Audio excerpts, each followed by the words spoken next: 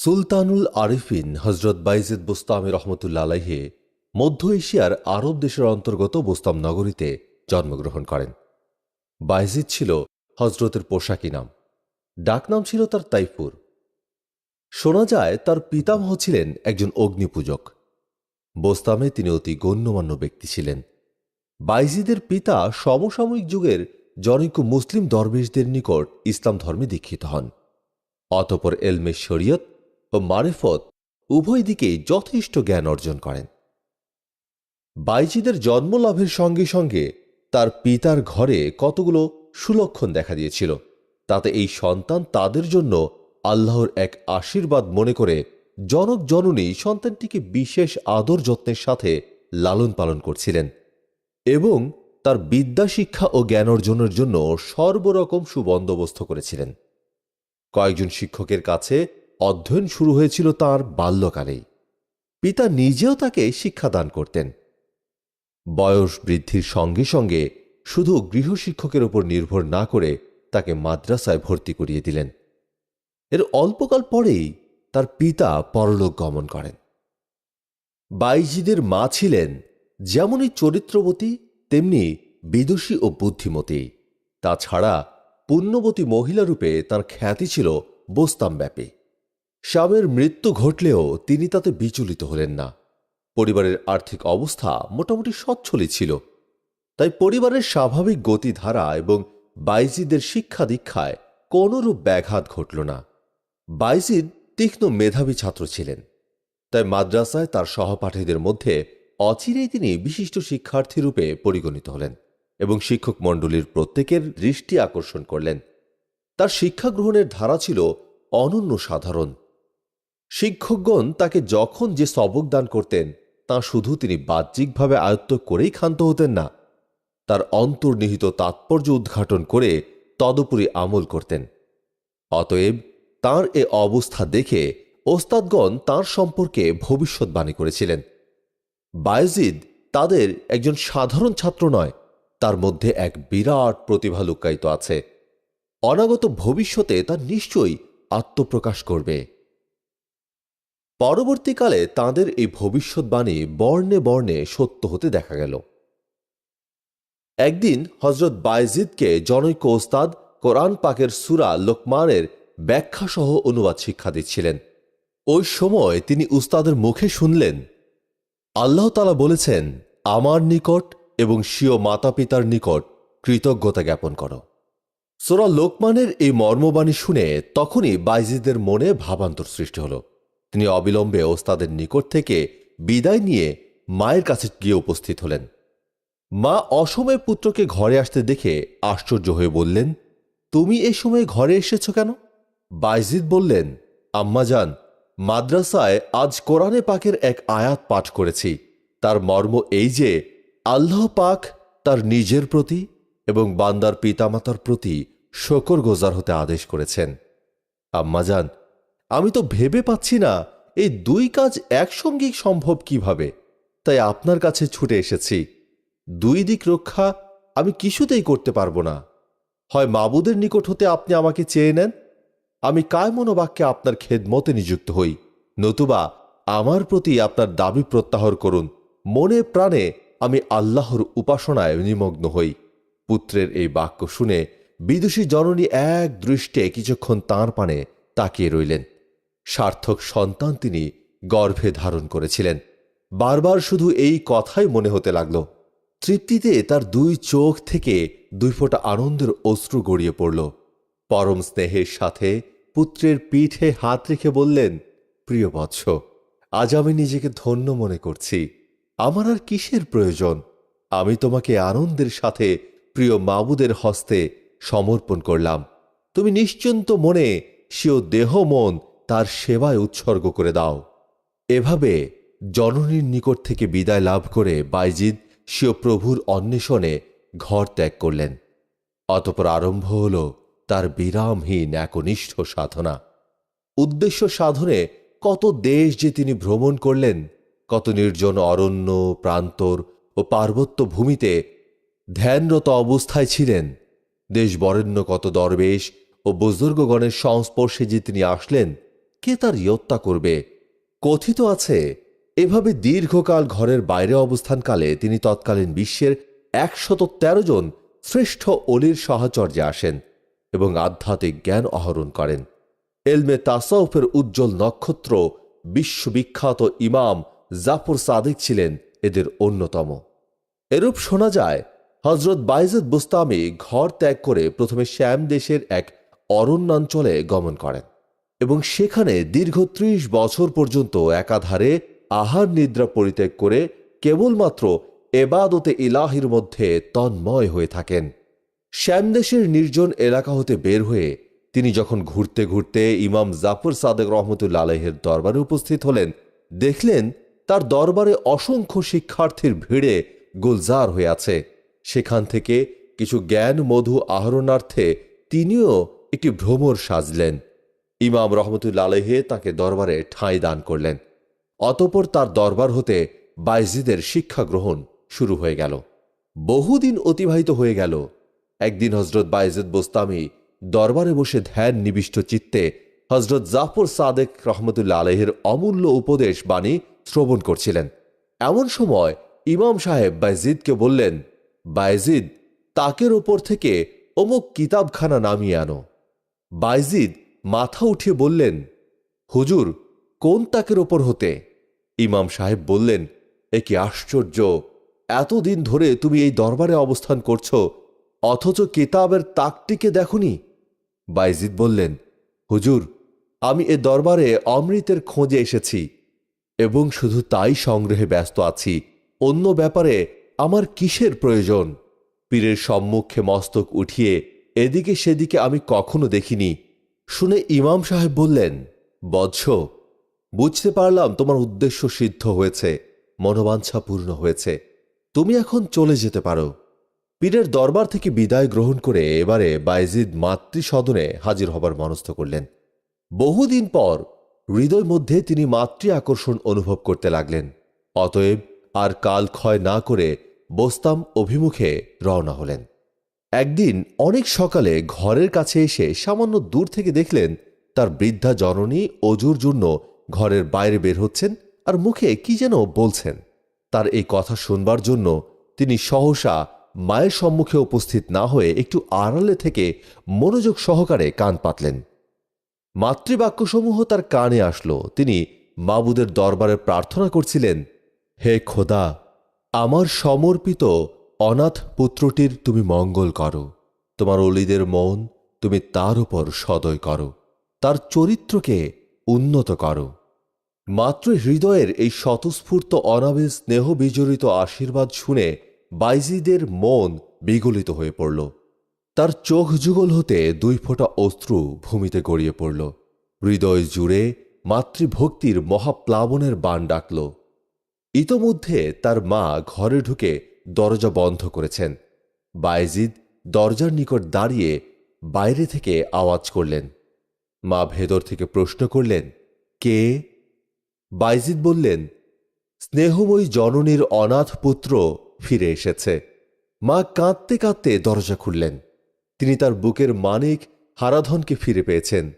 বললেন, বাবা, এত বিলম্ব করলে কেন? তোমার বিচ্ছেদে কাঁদতে কাঁদতে আমি দৃষ্টিশক্তি হারিয়ে ফেলেছি। আমার পৃষ্ঠদেশ কুঁজো হয়ে গিয়েছে। এই বলে তিনি পুত্রকে জড়িয়ে ধরলেন। বাইজিদ মাতৃচরণ চুম্বন করে বললেন, মা, আমি বুঝতে পারিনি, যার অন্বেষণে গৃহত্যাগ করেছিলাম, ঘরে আপনার কাছে থাকলে তা আরও অল্প সময় লাভ হতো। হজরত বাইজিদ বোস্তামের বাল্যকালের একটি ঘটনা। তখনও তিনি গৃহত্যাগী হননি, মায়ের কাছে থেকে লেখাপড়া শিখছেন। তখনকার এক রাতের ঘটনা। তার মার পানি পিপাসা পেল। তিনি বাইজিদকে ডেকে বললেন, বাইজিদ, বড় পিপাসা পেয়েছে, 1 গ্লাস পানি এনে দাও। ওই রাতে ঘরের কলসি ও সোরাহি দুটোই পানি শূন্য ছিল। বাইজিদ পানির জন্য নদীর পাড়ে চলে গেল। এদিকে তার অসুস্থ ও দুর্বল মা ঘুমিয়ে পড়লেন। কিন্তু বাইজিদ পানি নিয়ে এসে দেখলেন তার মা গভীর ঘুমে আচ্ছন্ন। তাই তিনি আর তাকে জাগালেন না। পানি নিয়ে সারা রাত মায়ের শিয়রে দাঁড়িয়ে রইলেন। প্রচণ্ড শীতের রাত ছিল, তাই পানি জমাট বেঁধে বরফে পরিণত হল। এবং বাইজিদের পেয়ালা ধরা হাতখানি শীতে প্রায় অবশ হয়ে গেল। সোবে সাদেকে মসজিদে মুয়াজ্জিন আজান দিলেন। সে শব্দে মা জেগে শিওরে পুত্রকে দাঁড়িয়ে থাকতে দেখে আশ্চর্য হয়ে গেলেন। রাতের পিপাসার কথা তখন তার স্মরণে ছিল না। তিনি প্রশ্ন করলেন, বাইজিদ, তুমি এখানে দাঁড়িয়ে কেন? বাইজিদ বললেন, আপনি পিপাসার্থ হয়ে আমার কাছে পানি চেয়েছিলেন। আমি পানি আনতে গিয়ে দেখলাম পানির পাত্র শূন্য। তখন নদীর পাড়ে চলে গেলাম। পানি নিয়ে এসে দেখলাম আপনি ঘুমিয়ে পড়েছেন। মাতা বললেন, তারপর তুমি চলে গেলে না কেন? বাইজিদ বললেন, ভাবলাম কখন না জানি আবার জেগে ওঠেন, উঠবার সাথে সাথে আমাকে পানি দিতে হবে তো। মা বললেন, তখনই তো আমাকে জাগিয়ে দিতে পারতে, আমাকে জাগিয়ে পানি পান করাতে পারতে।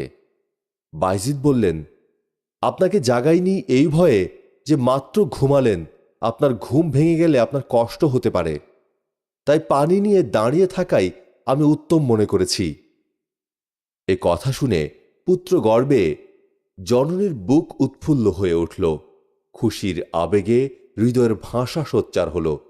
দুখানি হাত উপরে তুলে তিনি প্রার্থনা করলেন, পরওয়ারদেগার, তুমি আমার সোনার চাঁদকে সুলতানুল আউলিয়া করে দাও।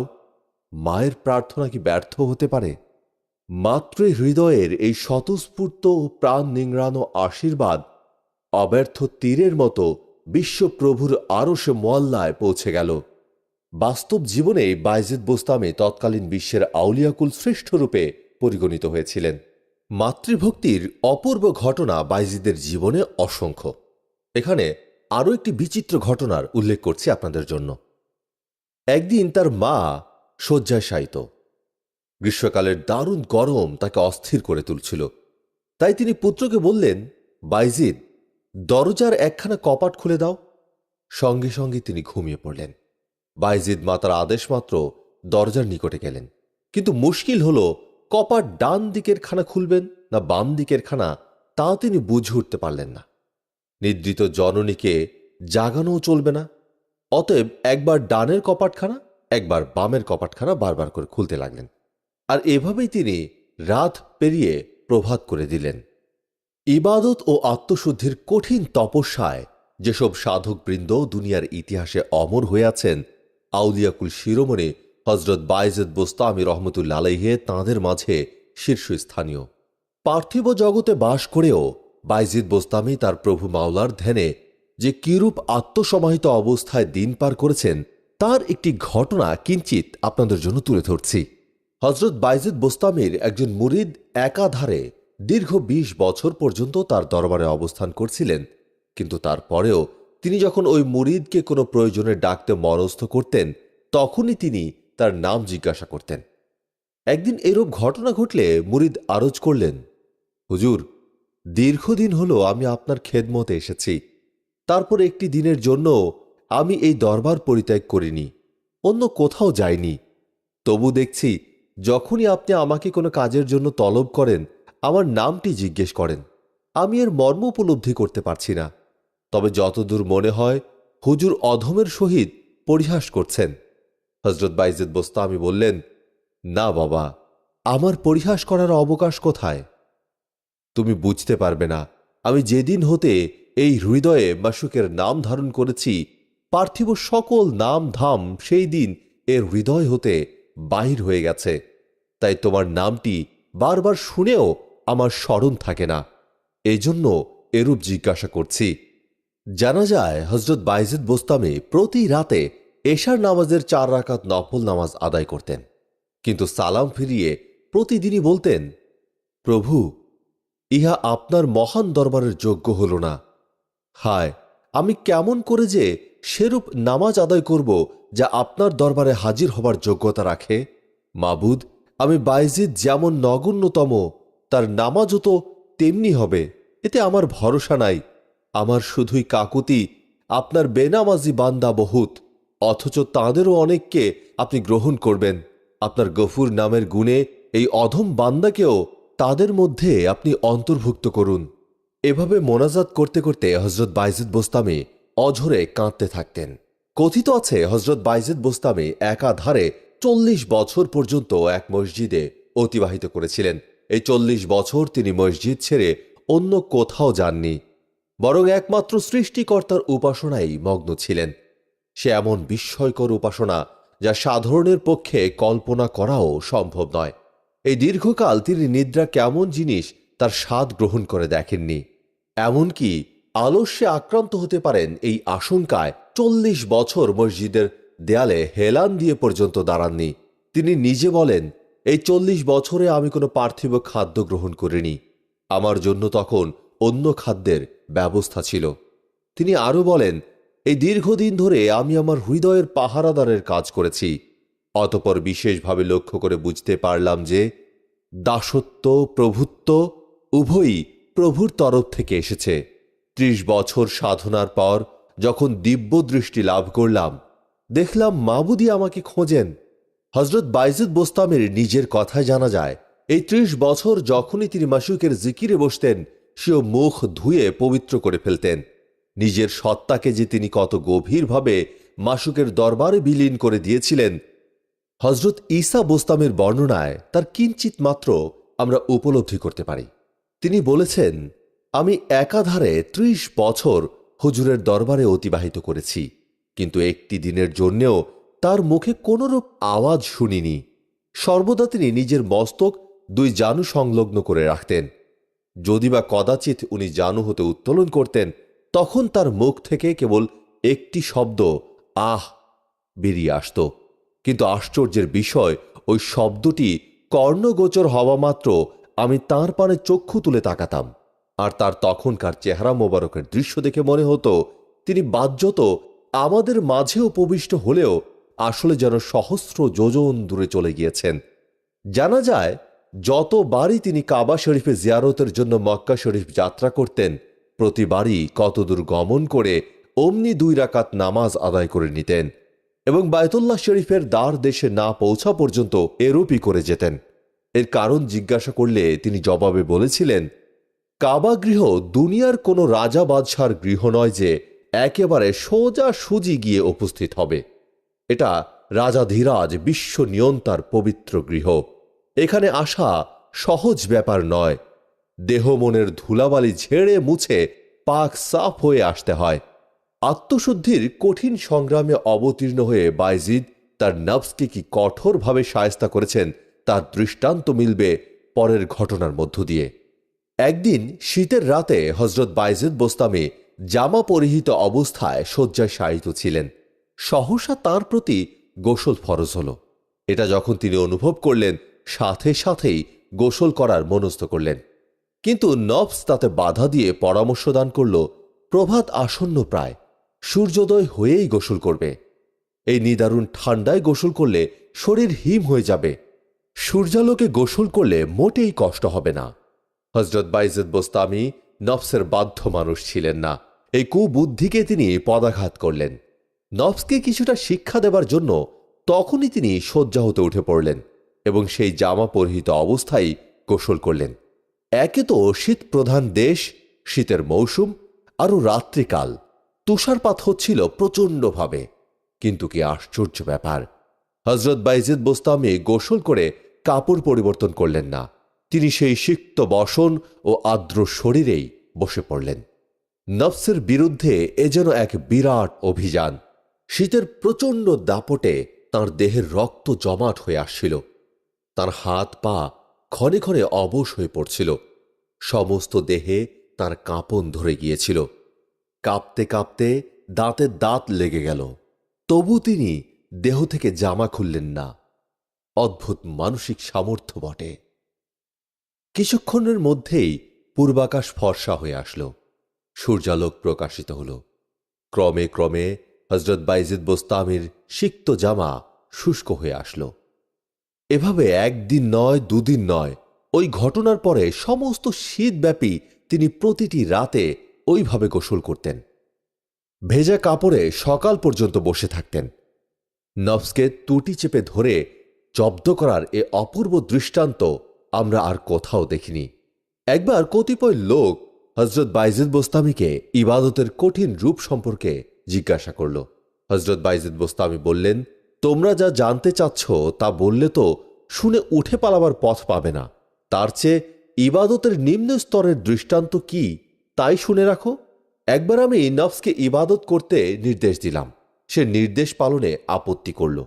তখন তাকে শাস্তি দান করার প্রয়োজন দেখে 1 বছর পর্যন্ত পানি পান করা বন্ধ রাখলাম, আর নফসকে এই বলে শাসিয়ে দিলাম, আল্লাহর ইবাদতে সন্তুষ্ট থেকো, নচেত এইভাবে পানির পিপাসায় মেরে ফেলব।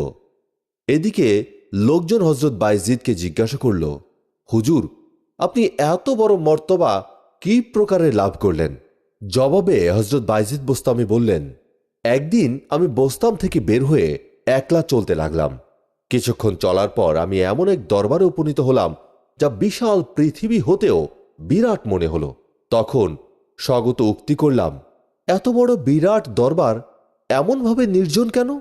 জবাবে এরশাদ হল, বাইজিদ, এটা নির্জন এজন্য যে কেউ এখানে আগমন করে না। হজরত বাইজিদ বোস্তামি বললেন, নির্জন দরবারে আমার ইচ্ছা হয়েছিল লোকজনের জন্য একটু সুপারিশ করি, কিন্তু হঠাৎ স্মরণ হল সুপারিশের অধিকার তো একমাত্র আখিরি নবীর। অতএব তার আদবে চুপ করে রইলাম। যখন ওই দরবার হতে বিদায় গ্রহণ করছিলাম তখন এরশাদ হল, বাইজিদ, তুমি যে মোহাম্মদের আদব রক্ষা করলে এজন্য লোকে তোমাকে কিয়ামত পর্যন্ত সুলতানুল আরিফিন অর্থাৎ আরেফ দিগের বাদশাহ নামে অভিহিত করবে। হজরত বাইজিদ বোস্তামি দুঃখীদের সেবায় কখনো সাম্প্রদায়িকতাকে প্রশ্রয় দেননি। এর প্রমাণ পাওয়া যায় তার বহু কাজের মধ্য দিয়ে। এখানে কয়েকটি ক্ষুদ্র ঘটনা আপনাদের জন্য উল্লেখ করছি। হজরত বাইজিদ বোস্তামির এক প্রতিবেশী ছিল এক দরিদ্র পৌত্তলিক ব্রাহ্মণ। পারিবারিক অনটনে বছরের অধিকাংশ সময়ই তাকে জীবিকার তাগিদে প্রবাসে কাটাতে হতো। এদিকে ঘরে তার খাওয়া পড়ার কষ্ট তো ভোগ করতেই হতো, এমনকি রাত্রিবেলা তেলের অভাবে প্রদীপ পর্যন্ত জ্বালাতে পারত না। ব্রাহ্মণের একটি শিশু সন্তান ছিল। অন্ধকার ঘরে সারা রাত শিশুটি কেবল কেঁদেই কাটাত। অনেক দিন এই অবস্থা চলার পর হঠাৎ একদিন হজরত বাইজিদ বোস্তামি রহমতুল্লাহ আলাইহে এই ঘটনাটি শুনতে পেলেন। তার দয়াদ্র হৃদয় ব্যথিত হয়ে পড়ল এবং সেই দিন হতে তিনি প্রতি রাতে ব্রাহ্মণের ঘরে প্রদীপ জ্বালাবার ব্যবস্থা করে দিলেন। কোনো কোনো দিন নিজের ঘরের একটি মাত্র প্রদীপই ব্রাহ্মণের ঘরে পাঠিয়ে দিতেন। কিছুদিন পরে ব্রাহ্মণ বিদেশ থেকে ঘরে ফিরে এই ঘটনা শুনে বাইজিদ বোস্তামির প্রতি শ্রদ্ধায় অভিভূত হয়ে পড়লেন। তিনি বললেন, আমরা বাস্তবিকই অন্ধকারের মধ্যে দিন যাপন করছি। এই মহান পুরুষ যখন আমার ঘরের অন্ধকার দূরীভূত করেছেন, আমার হৃদয়ের অন্ধকারও এর দ্বারা দূরীভূত করব। এই বলে তখনই তিনি তার স্ত্রীকে নিয়ে হজরত বাইজিদ বোস্তামি রহমতুল্লাহ আলাইহির খেদমতে উপস্থিত হলেন এবং তার নিকট থেকে ইসলাম ধর্মের দীক্ষা গ্রহণ করলেন। হজরত বাইজিদ বোস্তামি রহমতুল্লাহ আলাইহি বলেন যে, আমার অন্তরে একবার এইরূপ খেয়াল হয়েছিল, পরিবার পরিজন ও আত্মীয়র ভরণ পোষণের দায়িত্ব হতে নিজেকে মুক্ত করে নেই, অর্থাৎ তা আল্লাহর হাতে সোপর্দ করে দেই। ঠিক সেই মুহূর্তে আমার মনে বিপরীতমুখী খেয়াল এসে উক্ত খেয়ালকে পরাভূত করল। আমি ভাবতে লাগলাম, রাসূলুল্লাহ সাল্লাল্লাহু আলাইহি সাল্লাম তো কখনোই এরূপ নিজের পরিবার পরিজনের দায়িত্বভার আপন জিম্মা হতে নামিয়ে দেননি। তবে আমি কেমন করে এরূপ ধারণার বশবর্তী হচ্ছি? আমি না তার উম্মত হয়ে তার নীতিকে অবহেলা করা কোনো রূপেই সম্ভব নয়। অতঃপর আমি নেহায়েত কষ্ট হলেও পারিবারিক সকল কিছুর জিম্মাদারি নিজের হাতেই রেখে দিলাম। একদিনের ঘটনা। হজরত বাইজিদ বোস্তামি রহমতুল্লাহ আলাইহির সম্মুখে কেউ একটি লাল বর্ণের সেব ফল এনে রাখল। তিনি ফলটির সৌন্দর্যে আকৃষ্ট হয়ে সেটা হাতে নিয়ে গভীর মনোযোগের সাথে ফলটি দেখে বললেন, কি সুন্দর একটি ফল। এর মধ্যেই তার প্রতি এলহাম হল, বাইজিদ, আমার প্রশংসার বদলে তুমি একটি ফলের প্রশংসা করলে। এরপর একাধারে 40 দিন পর্যন্ত তার অন্তর হতে আল্লাহর নামের স্বাদ উঠিয়ে নেওয়া হল। আল্লাহর জিকির যেন আর তার নিকট তেমন আনন্দদায়ক মনে হচ্ছিল না। হজরত বাইজিদ বোস্তামি রহমতুল্লাহ আলাইহি এর রহস্য উপলব্ধি করলেন এবং একাধারে কয়েকদিন পর্যন্ত কেবল কেঁদে কাটিয়ে আল্লাহর নিকট ক্ষমা প্রার্থনা করলেন আর মনে মনে প্রতিজ্ঞা করলেন জীবনে যতদিন বেঁচে থাকবেন আর কোনো দিন কোনো ফল ভক্ষণ করবেন না। বাস্তবিক পক্ষে ওই ঘটনার পরে জীবনে আর কখনো তিনি কোনো রকম ফলই ভক্ষণ করেননি। হজরত আহমদ খাজরুই রহমতুল্লা আলহে হজরত বাইজিদ বোস্তামি রহমতুল্লা আলহের সমসাময়িক এক বুজুর্গ ছিলেন। তিনি বলেন, আমি এক পথ দিয়ে চলছিলাম। কিছুদূর অগ্রসর হয়ে রাস্তার মোড়ে মরদুদ ইবলিসকে শুলবিদ্ধ অবস্থায় দেখতে পেলাম। যন্ত্রণায় সে ছটফট করছিল। আমি তাকে জিজ্ঞেস করলাম, তোমার এ দুরবস্থা কে করল? ইবলিস বলল, এ যুগে যে আমার সর্বপ্রধান শত্রু, তার দ্বারা এই দশাপ্রাপ্ত হয়েছি। আমি জিজ্ঞাসা করলাম, সে মহাত্মা কোন ব্যক্তি? ইবলিস বলল, দেখুন, আতঙ্কে তার নাম আমি উচ্চারণ করতে পারছি না। তখন আমার মনে হলো এমন আশ্চর্য ক্ষমতার অধিকারী একমাত্র বাইজিদ বোস্তামি রহমতুল্লা আলাইহি ব্যতীত অন্য কেউ নয়। ব্যাপারটি কি তার কাছে গিয়ে জেনে দেখি। গন্তব্যস্থল হতে ফেরার পথে হজরত বাইজিদ বোস্তামি রহমতুল্লা আলাইহের দরবারে উপস্থিত হলাম। দেখলাম তিনি কতিপয় মুরিদের সাথে ইবলিশ প্রসঙ্গে আলাপ করছেন। আমি বললাম, হজরত, ইবলিশকে যে কিছুক্ষণ পূর্বে পথের মোড়ে শুলবিদ্ধ অবস্থায় দেখতে পেলাম, কেন তার এই শাস্তি হল?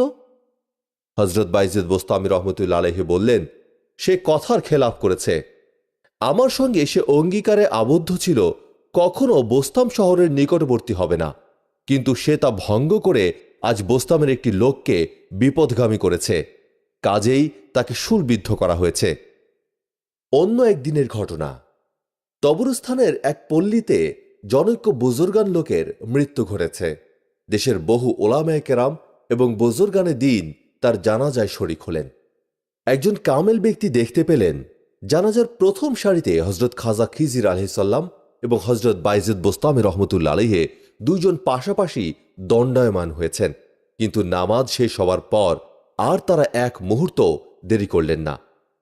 একজন অন্যজনের হাত ধরে শূন্যে বিলীন হয়ে গেলেন। তখন সেই কামেল ব্যক্তি সকলকে লক্ষ্য করে বললেন, ওই দেখো, হজরত খিজির আলহিসাল্লাম এবং হজরত বাইজিদ বোস্তামি রহমতুল্লা আলাইহে বাতাসে মিলিয়ে যাচ্ছেন। অন্য কেউ তাদেরকে দেখতে পায়নি, তাই তারা একথা শুনে লোকটিকে পাগল বলে টিটকারি দিলেন। লোকটি আর উচ্চবাচ্য করলেন না, নীরবে চলে এলেন। তার বেশ কিছুদিন পরে একবার তিনি বোস্তাম নগরী গিয়ে হজরত বাইজিদ বোস্তামি রহমতুল্লা আলাইহির কাছে উপস্থিত হলেন। এরপর কথায় কথায় হজরত বাইজিদ বোস্তামির নিকট আরজ করলেন, হুজুর, অমুক তারিখে আপনাকে তবরস্থানের অমুক জানাজায় শরিক হতে দেখলাম। নামাজের শেষে আপনি হজরত খিজির আলহিসাল্লাম সহ শূন্যে উধাও হয়ে গেলেন। সেদিন আপনি লোকচক্ষে ধরা না দেবার কারণ কি ছিল? হজরত বাইজিদ বোস্তামি রহমতুল্লা আলাইহি বললেন, মাঝে মাঝে আমাকে এরূপই করতে হয়, নতুবা লোকজন তুমুল কাণ্ড করে বসে। ওই দিন এখানে আমার বিশেষ কাজ ছিল, তাই অধিক সময় নিয়ে যাবার অবকাশ ছিল না। অথচ মৃত ব্যক্তিও আমার খুবই অন্তরঙ্গ ছিলেন, তার জানাজায় শরিক না হলেও চলে না। অতএব পলকের মধ্যে গমন করে লোকচক্ষুর অন্তরালে কাজ সেরে এক পলকে চলে এসেছি, কিন্তু আমাকে দেখে তুমি তো গোল বাঁধিয়ে দিলে। এমন সময় দরবার হতে জনৈক মুরিদ বলে উঠলেন, হুজুর তো সেদিন এখানেই অবস্থান করছিলেন এবং আমি তো সারাটি দিনই আপনার দরবারে ছিলাম। বাইজিদ বললেন, সেই কথাই তো এইমাত্র বললাম যে এখানকার কাজকর্মের ফাঁকে খুব সামান্য মাত্র সময় নিয়ে আমি তবরস্থান হতে ঘুরে এসেছিলাম। সেই আসা যাওয়া এত দ্রুত সম্পাদিত হয়েছিল যে তোমরা আমার অনুপস্থিতিকে উপলব্ধিই করতে পারোনি।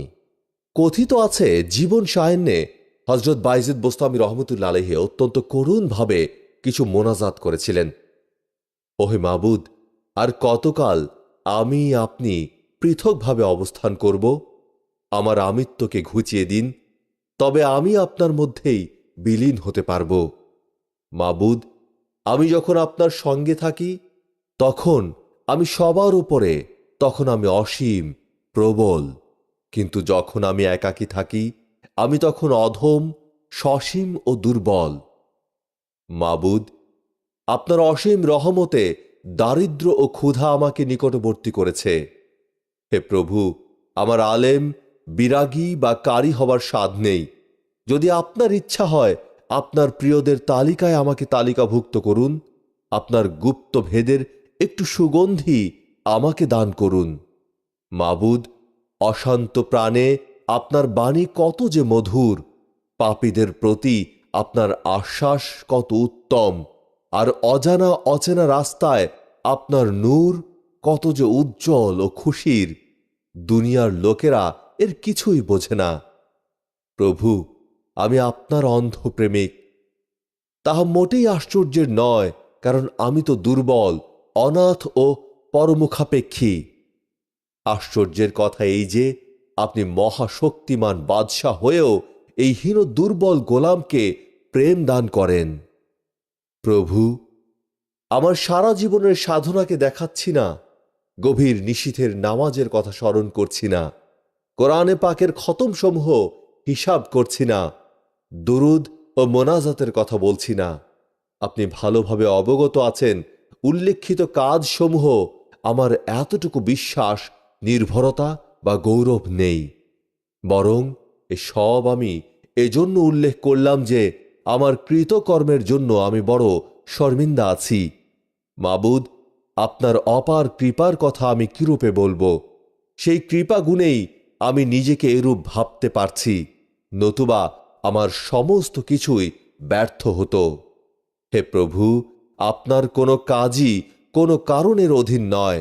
আপনার দরবারে সাদর গৃহীত হতে ইবাদতি সম্বল নয়, আর পাপীগণ যে পাপের কারণে আপনার দরবারে স্থান পাবে না তাও কোনো কথা নেই। আপনার কুদরত অন্তহীন, যাকে ইচ্ছা গুনার সাগরে ডুবিয়ে থাকলেও ক্ষমা দ্বারা তাকে পবিত্র করেন। মাবুদ, আমার আমলসমূহ বড়ই মূল্যবান ভেবে উহাতে মগ্ন হয়েছি। এখন বুঝছি উহার মূল্য আপনার মর্জির ওপর। অতএব আরজ এই যে, যেগুলি আপনার দরবারে অনুপযুক্ত সেগুলিকে মুছে ফেলে আমার ওপর ক্ষমার ধারা বর্ষণ করুন, আর আমার পাপের ময়লা ধুয়ে মুছে আমায় একটু নিখুঁত করুন, যেন আমার ক্রিয়াকলাপ আপনার দরবারে কবুলিয়াতের যোগ্য হয়। এতক্ষণ আমরা সাধক হজরত বায়েজিদ বোস্তামি রহমতুল্লাহ আলাইহির কার্যাবলী, বাক্যাবলী, ঘটনাবলী, উপদেশাবলী এবং তার মোনাজাত ও বচনামৃত সম্পর্কে আলোচনা করে উপলব্ধি করতে পেরেছি তিনি কত উচ্চ পর্যায়ের অলি ও সাধক ছিলেন। মূলত তিনি সুলতানুল আরিফিন অর্থাৎ সাধকগণের বাদশাহ এবং দরবেশগণের মাথার মুকুট ছিলেন। আল্লাহর প্রেমে ছিলেন তিনি অদ্বিতীয়। ইবাদত ও সাধনায় ছিলেন তিনি তুলনাহীন। মারেফতের অতি উচ্চ সোপানে তিনি আরোহণ করেছিলেন। এক কথায় শরীয়ত, তরিকত, মারেফত, হাকিকত এই চার বিভাগে তার সমান দখল ছিল। কোরআন ও হাদিস শাস্ত্রেও তার পাণ্ডিত্য ছিল অসাধারণ। প্রসিদ্ধ সাধক হজরত জুনায়েদ রহমতুল্লা আলাইহে বলেন, হজরত বায়েজিদ বোস্তামি রহমতুল্লা আলাইহে আউলিয়াদের মধ্যে এত দূর মর্যাদাশীল ছিলেন যতদূর সম্মানের অধিকারী ছিলেন হজরত জিব্রাইল আলহিসাল্লাম অন্যান্য ফেরেশতাদের মধ্যে। আল্লাহর প্রেমে উন্মাদ প্রায় সাধক সম্রাট হজরত বায়েজিদ বোস্তামি রহমতুল্লা আলাইহে দুনিয়ার বুকে হাজার হাজার ভক্ত, শিষ্য ও অলি দরবেশকে শোকের সাগরে ভাসিয়ে 234 হিজরি সনে ইহলীলা সাঙ্গ করে প্রিয় মাহবুদের সান্নিধ্যে প্রস্থান করেন। ইন্না লিল্লাহে ওয়া ইন্না ইলাইহে রাজিউন। মৃত্যুকালে তার বয়স হয়েছিল 74 বছর। তার পবিত্র দেহ মোবারক সমাহিত হয়েছিল জন্মভূমি বোস্তাম নগরেই। শোনা যায় যখন তার মৃত্যু মুহূর্ত আসন্ন প্রায়, তখন তিনি জবানে আল্লাহ আল্লাহ জিকির করছিলেন আর মাবুদের কাছে মোনাজাত করছিলেন, হে আমার প্রভু, আমি সারা জীবন শুধু গাফেল অবস্থায় আপনার নাম স্মরণ করেছি, আর এখন আমার জীবন অবসান মুহূর্তে আমি আপনার ইবাদত হতে উদাসীন রয়েছি। জানি না আমাদের মিলন ঘটবে কিনা, আর তা কখনোই বা ঘটবে। একদিকে তার মুখে এই পবিত্র কালাম উচ্চারিত হচ্ছিল, আর অন্যদিকে তার রূহ মোবারক দেহ মোবারক হতে মুক্ত হচ্ছিল। সুবহানাল্লাহ, কি আশ্চর্য ঘটনা! আসলে মৃত্যু এদের মৃত্যু নয়, বরং এক অবস্থা হতে অন্য অবস্থায় পরিবর্তিত, কিংবা লোকচক্ষুর অন্তরালে অদৃশ্য হওয়া মাত্র।